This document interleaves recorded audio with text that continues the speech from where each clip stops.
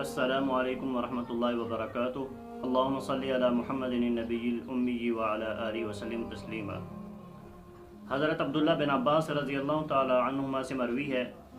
کہ وہ فرماتے ہیں کہ میں دوپہر کے وقت سویا ہوا تھا اور میں نے خواب میں دیکھا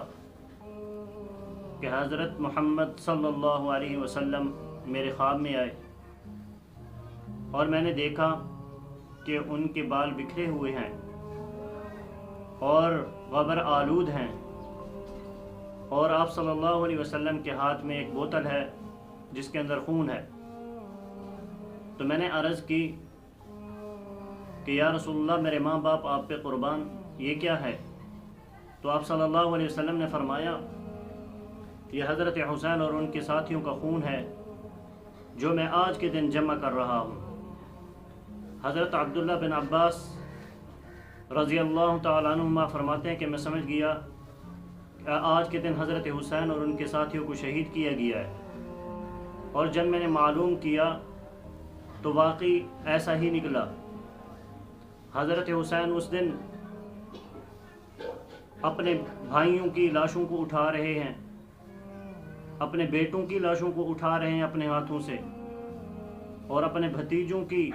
لاشوں کو اٹھا رہے ہیں۔ جو اس دن زمین کربلا کے اندر خون بہایا گیا، وہ اس وقت کا سب سے عظیم خون تھا اور سب سے پاکیزہ خون تھا، جو رسول خدا صلی اللہ علیہ وسلم کی دین کی خاطر انہوں نے قربان کر دیا، اور ان کی عظیم قربانیوں کے نتیجے میں اللہ تعالیٰ نے ہم تک دین کو پہنچایا ہے۔ اور یہاں پر میں ایک بات ضرور ایڈ کرنا چاہوں گا کہ جو لوگ یہ کہتے ہیں کہ جب اہل بیت کو شہید کیا گیا تو جو ان کے گھر والیاں بچ گئی تھی، جو عورتیں رہ گئی تھیں، انہوں نے واویلا کیا، انہوں نے اپنے سر سے دوپٹے اتارے، انہوں نے اپنے سروں کو پیٹا۔ یہ ایک نامناسب اور گھٹیا بات ہے اور گھٹیا سوچ ہے اس طرح کی باتیں کرنا، اور وہ بھی اہل بیت کے بارے میں۔ آج کے معاشرے میں 1400 سال کے بعد بھی اگر آپ دیکھ لیں، جو عورتیں اہل بیت و ازواج مطہرات کی زندگیوں کو پڑھتی ہیں اور ان کے اوپر عمل کرنے کی کوشش کرتی ہیں، ان کے گھر میں کتنی ہی لاشیں اٹھ جائیں، کتنے ہی کوہرام مچ جائیں، لیکن مجال ہے کہ ان کے سر سے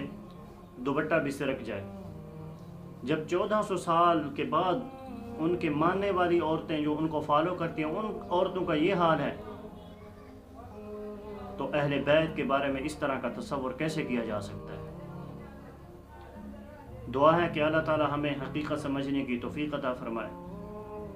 اور اہل بیت کی عظیم قربانیوں کو یاد کرنے کی توفیق عطا فرمائے اور ان کی قدر کرنے کی توفیق عطا فرمائے، اور ہمیں اہل بیت کے نقش قدم پہ چلنے کی توفیق عطا فرمائے۔ والسلام ورحمۃ اللہ وبرکاتہ۔